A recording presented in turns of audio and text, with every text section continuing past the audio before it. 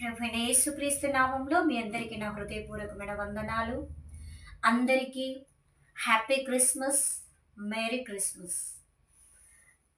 Christmas అనేది మనం అందరం చేసుకుంటున్నాం. యాక్చువల్లీ క్రిస్మస్ మనకి ఏమి నేర్పిస్తుంది? క్రిస్మస్ అంటే మనకు గుర్తుకొచ్చేది 6 విషయాలు. ఎన్ని విషయాలండి? 6 విషయాలు మనకు గుర్తుకొస్తాయి. 6 వ్యక్తులు అంటే వ్యక్తులు ఇద్దరు,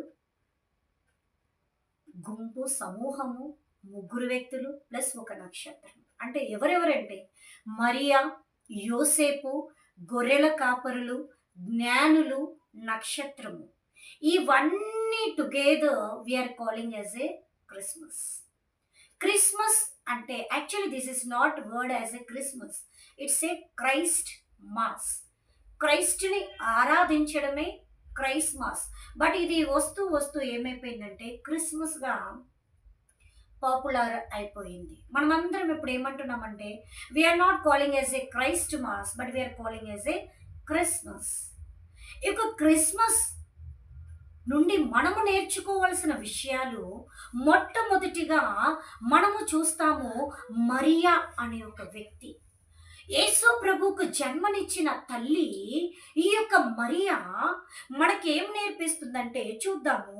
బైబిల్ గ్రంథంలో నుండి లూకా సువార్త 1వ అధ్యాయము 38వ వచనంలో, నేను ప్రభు దాసురాలను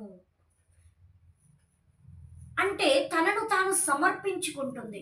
దేవదూత ఆమె దగ్గరకొచ్చి, దయాప్రాప్తురాలా నీకు శుభము, నీవు పరిశుద్ధాత్మ వలన గర్భము ధరించి ఒక కుమారుని కని ఆయనకు యేసు అని పేరు పెట్టెదవు. అప్పుడు ఈ యొక్క మరి అడుగుతుంది, నేను పురుషుణ్ణి ఎరగని దాననే, ఇది నాకెలాగు జరుగును?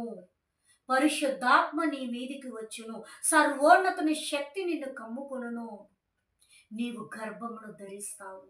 ఇప్పుడు ఈ యొక్క మరియ చెప్తుంది, నీ మాట చొప్పునే నాకు జరుగునుగాక. హల్లెలూయా! హల్లెలూయా! ఈ యొక్క మరియ ద్వారా ఈ యొక్క క్రిస్మస్ అనే యొక్క దినములో మరియ మనకు నేర్పించుచున్న సందేశము, మనల్ని మనం ఏం చేయాలా? దేవుని యొక్క ఉద్దేశానికి, దేవుని యొక్క చిత్తానికి సమర్పించుకోవాలి. ఎలాగైతే మరియ సమర్పించుకునిందో, ఇదిగో నేను ప్రభు దాసురాలను, ఆయన నా యొక్క గర్భంలో ధరించడం కన్నా గొప్ప ధన్యత నాకు లేదు, నీ మాట చొప్పున జరుగునుగాక, మీ చిత్తమే నా జీవితంలో జరుగునుగాక అని తన్ను తాను సమర్పించుకున్నది. క్రిస్మస్ రోజు మనము